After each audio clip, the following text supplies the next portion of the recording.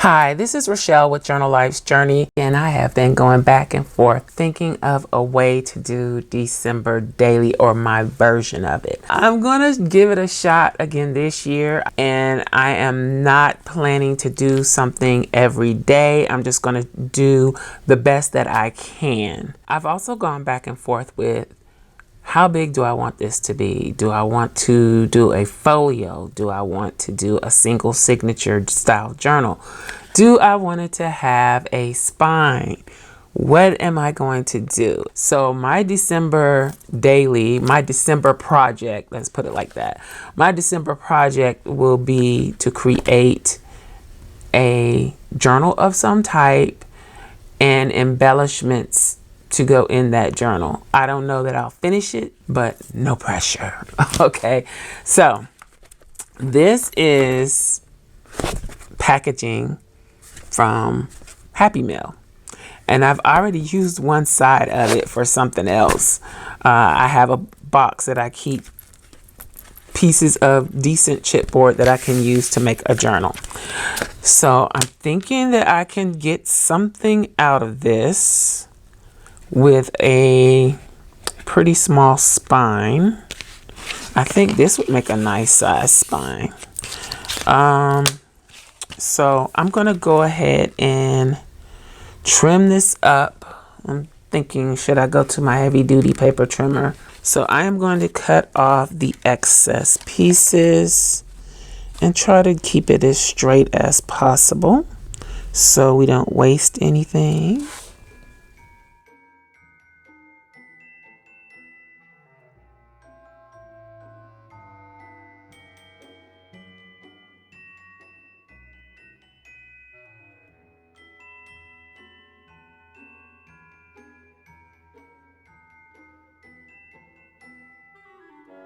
Let me check some measurements here.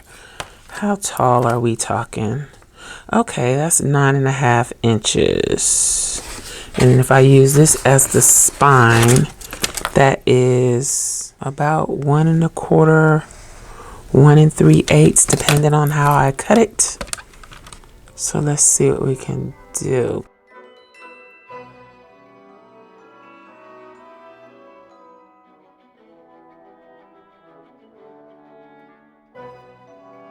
So if I cut this in half, this is exactly 12 inches. So let's cut it in half at 6. Let's double check that that is 6.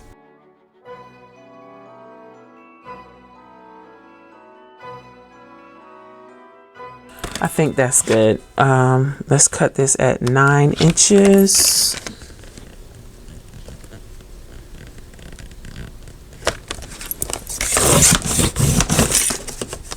And then that's a little compromise, but it should be okay. Then let's see, what are we gonna cut this at? Let's see if this, cut that pretty straight. So this is our cover. It is 6 by 9 with a 1 1/4 inch spine. It'll probably end up giving me about 1.5 inches. This is, again, a mailer from Happy Mail that I received. I'm just seeing how much of a gap I should leave. Usually they say 2 of the width of the chipboard that you're using. I need something under here so that I can get some contrast and see a little better. So let's use this scrap piece of paper. And I don't want to take forever doing this, but I do want it to be right. And then this is, okay, they're the same height. So I'm just going to move this over about that much, maybe a little bit more. So once I start adding all the layers, it's going to tighten up that gap. So there, and then this one can go here like this. Let's use the ruler to make sure they are lined up at the bottom as best as possible. Okay, I think I got it kind of evenly spaced. Let's go ahead and lock that in with, this is just regular old masking tape. So I'm going to put a piece up here, across, at the bottom. I wish I had some wider tape, but I will get some eventually. And then in the middle.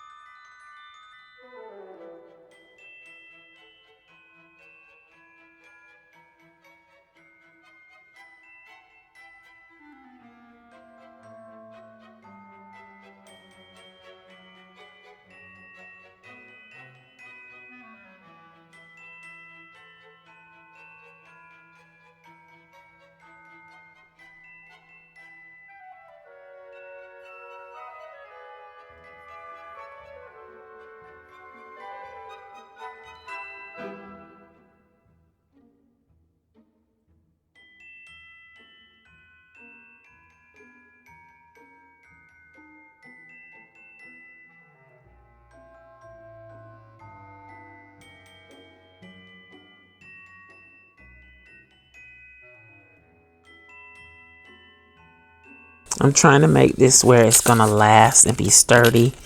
I don't know if this is overkill or what, but I just want to make sure it's going to hold up.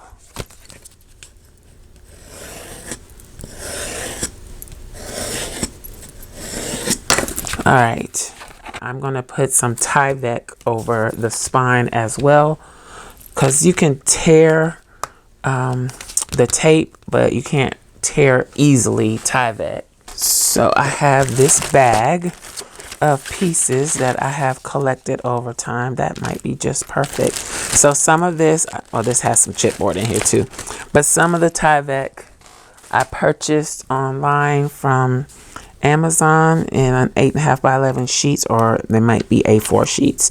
And then the rest is from envelopes from things that have been sent to me.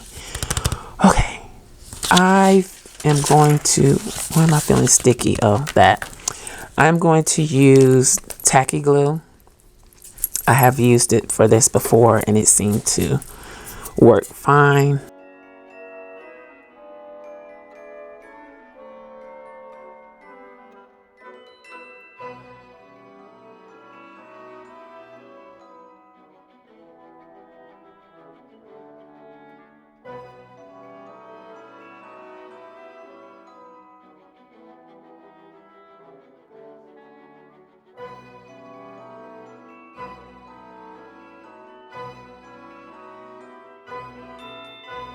So I need to let this dry and then I will be back to work on it. I cut a piece of this brown paper. I think it can be used as a packing paper or packaging paper, but I have a roll of it from Home Depot from back when we were painting something.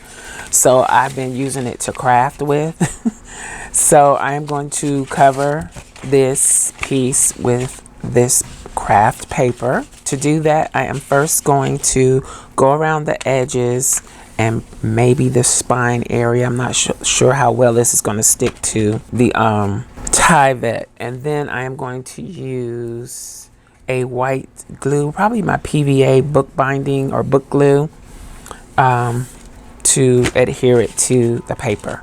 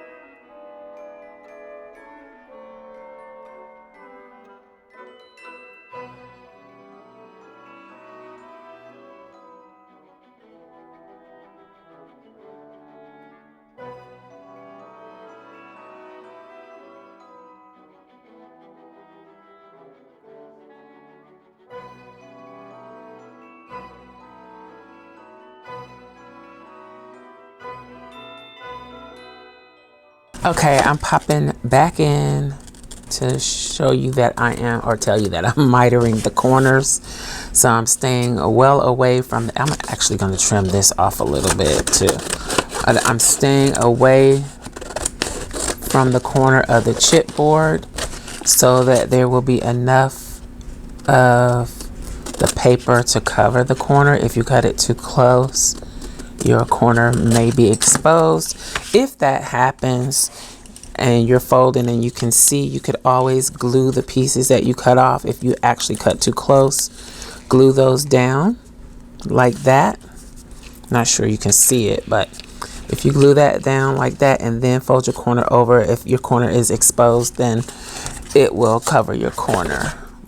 All right, I don't really want to fold this until it's dry, but I am going to kind of work the paper down into the grooves of the spine because I want to start training it and getting it ready to fold.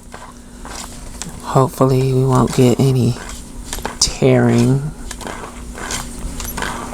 but I may be covering this with some fabric too. So okay, and then I'm going to go around the edges too because we're going to fold those as well. So let's work on those.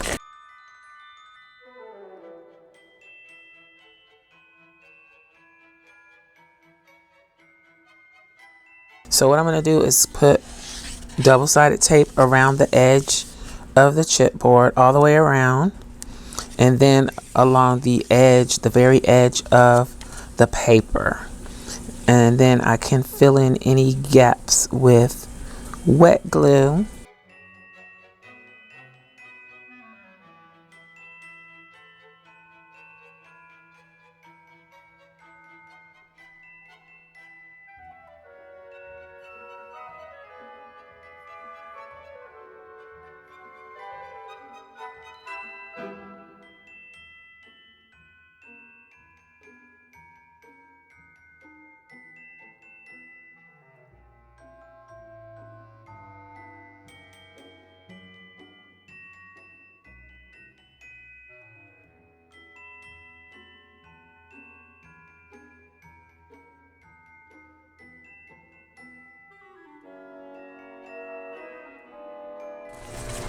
Okay, instead of going to my stash to get more of that tape, I'm just going to use this because the tape that I have open needs to be used anyway.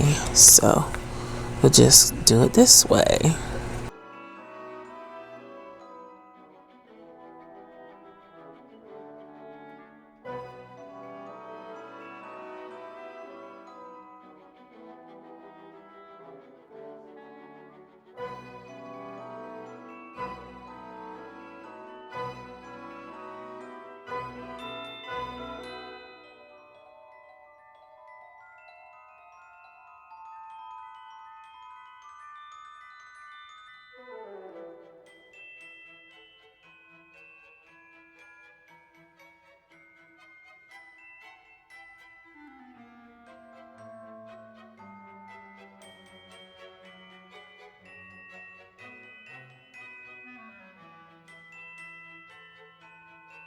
Now I'm going to fold it over.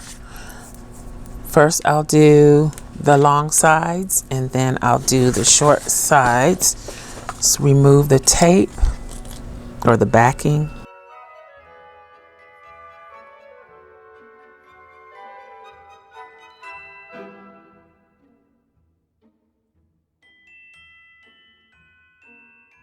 I'm just going to score this a little bit again, just to prep it.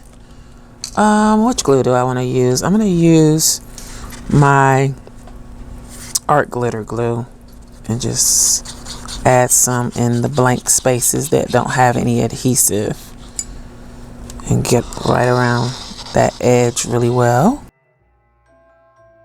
And then I'll just use the momentum of the cover itself to fold it over. I usually do it the opposite direction, but there we are. I don't know why I keep thinking that's a hole there. And then let's go on and press this down inside of that crease. Burnish that down. Slide along the edge so we can get a nice clean edge. Hopefully. It looks a little bit wonky, but should be fine. Okay, let's do the other side.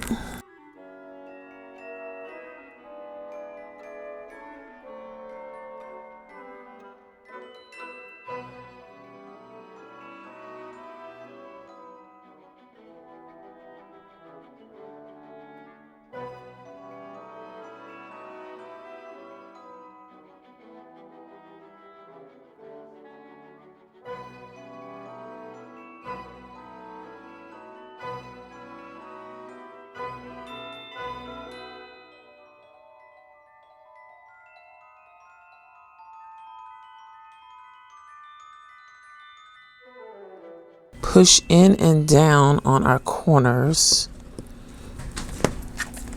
Hopefully we can get some nice, neat folds on those. So all four corners I'm pushing in and down. So it kind of wraps around the edge of the chipboard right there. So in and down. All right. Now, let's remove the backing on the short sides.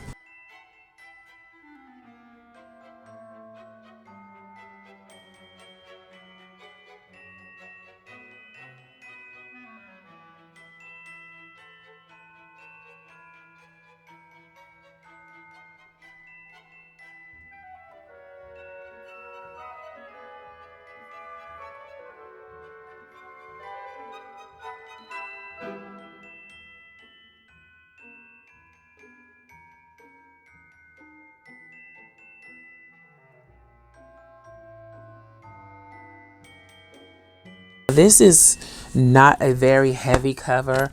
It's fairly thin, so it's still kind of flexible, but I'm hoping as I build layers and add to it that it will strengthen it, make it a little thicker and stronger, but we shall see.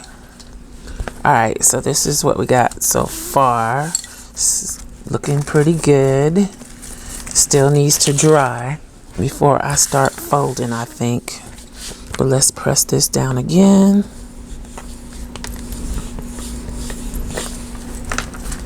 And do the same here.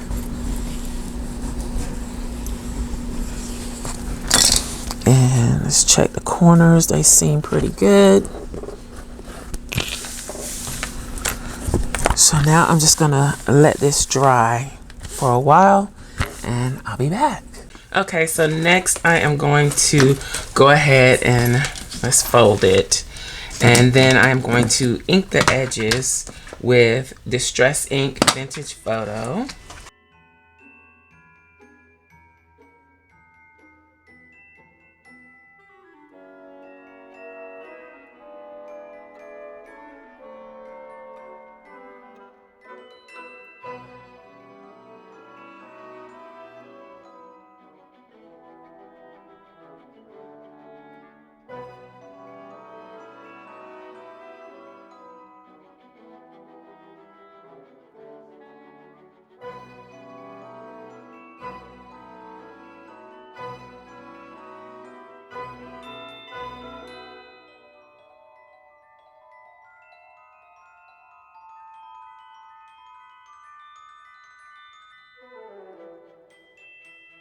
All right, so the cover is inked and ready to decorate and fill. I hope you enjoyed seeing how to use a piece of mail, junk mail, or a mailer to create a book cover or journal cover. If you did, you may be interested in this other video. Thanks for watching, and I'll talk to you later. Bye.